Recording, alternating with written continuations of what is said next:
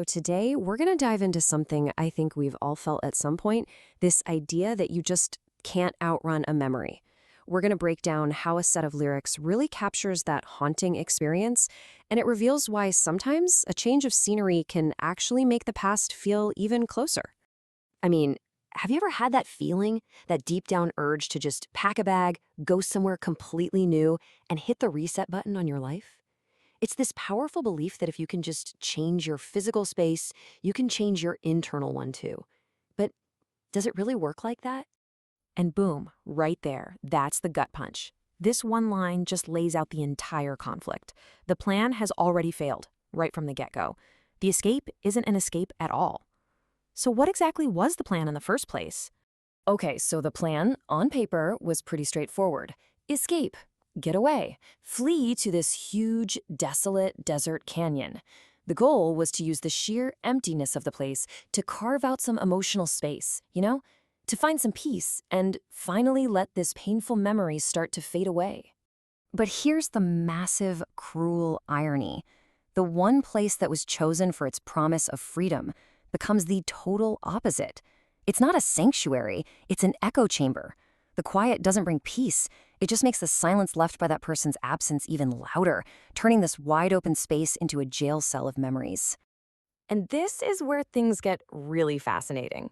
The landscape itself, it stops being this neutral background. It actually transforms. It becomes an emotional mirror, reflecting all that grief right back at the protagonist in every rock, every shadow, every single ray of sun. And wow, this line just nails that paradox perfectly.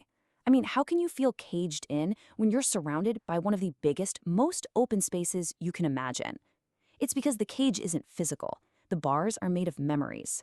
And out there in the stark silence of the desert, there's absolutely nothing to distract you from them. So you've got this huge divide between what was hoped for and what's actually happening. On one side, you have the promise, freedom, a new beginning, forgetting. And on the other side, you have the grim reality, feeling trapped, constant reminders everywhere, and this haunting presence you just can't shake. And the connection gets even deeper because it's not just, an emotional thing. It becomes almost disturbingly physical. The lyrics literally merge the features of the canyon with these intimate, specific memories. The lines in the rock become bedsheets. The curve of the canyon walls becomes the curve of a lover's spine. The entire world is being reshaped by this one memory. So, this is a huge turning point. We're moving beyond just remembering something. The memory itself becomes an active, conscious presence. It's not just a thought anymore, it's a ghost. A ghost that doesn't just linger, it follows, it haunts, and it almost seems to know your every move.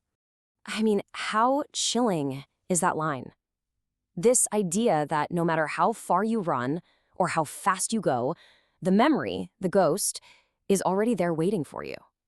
It's this powerful feeling of being outsmarted by your own past, making any attempt to forget feel pointless before you even begin. Okay, so let's really get into the anatomy of this haunting. To understand why this memory is so sticky, so powerful, we need to look at the core symbols being used to describe this emotional wound that just won't heal. And the title itself, Salt and Silence, that's our roadmap right there. It's not just a description of the desert, it's a perfect diagnosis of what's happening internally. The two things are one and the same.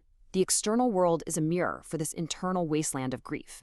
Let's break that down. Salt, right? It's multifaceted. It's the salt from tears, for sure. But think about what else salt does. It preserves things. It stops them from changing. Or, in this case, from healing. And then you have silence. It's not just the quiet of the desert. It's the heavy weight of someone's absence. And, crucially, the deafening sound of all the words that were never said.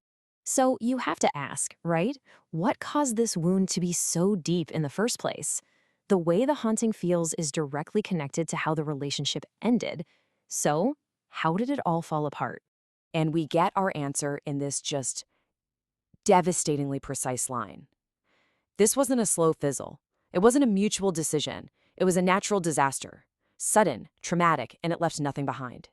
And you have to look at every single word here, because each one is doing so much work. Fast tells you it was a shock, no time to prepare.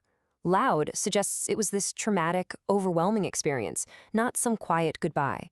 And bone dry, that might be the most brutal part. An ending with no tears, no emotional release, no closure. just an empty space. So, what does all of this add up to? Well, we're looking at what you could almost call a geography of grief. It's this idea that our biggest, most profound emotional experiences, they don't just stay inside our heads. They get projected onto the world around us, written into the very landscapes we live in. And that's why this particular ghost is so relentless.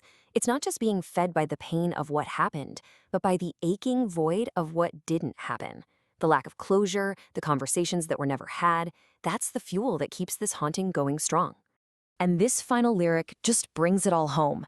The protagonist isn't just passively replaying memories, they're actively chasing ghosts, trying to finish a conversation that can never happen. It's this endless, painful loop. When it all boils down, we're talking about one connection. This wasn't just any relationship, it was a foundational one. The kind whose remnants are so heavy they just can't be swept away. It's not like dust you can clean up. It's part of the floorboards now. Something you have to learn to live around, not get rid of. And that really leaves us with this big, kind of haunting question, doesn't it? If our most powerful memories aren't just in our heads, but they're literally imprinted on the world around us, on the places we see and the air we breathe, then where can any of us really go to find a truly blank page?